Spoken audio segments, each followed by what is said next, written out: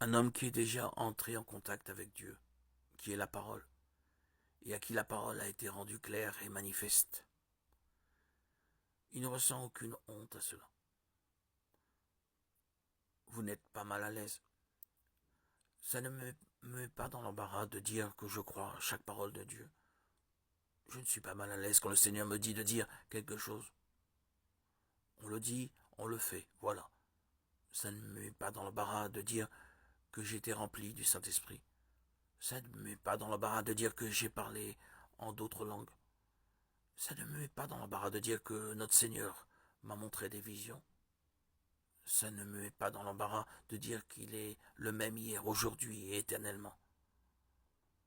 Quand on vous mènera devant des gouverneurs et des rois à cause de mon nom, ne vous inquiétez pas de ce que vous direz, car cela vous sera donné à l'heure même. Ce n'est pas vous qui parlerez, mais mon Père qui demeure en vous. Mais quiconque aura honte de moi et de ma parole dans cette génération, j'aurai honte de lui devant mon Père et devant les saints anges. Que Dieu nous aide à ne pas avoir honte, mais qu'il nous aide à être un témoignage vivant. Il n'est donc point honte du témoignage à rendre à notre Seigneur, ni de moi son prisonnier, de Timothée 1,8.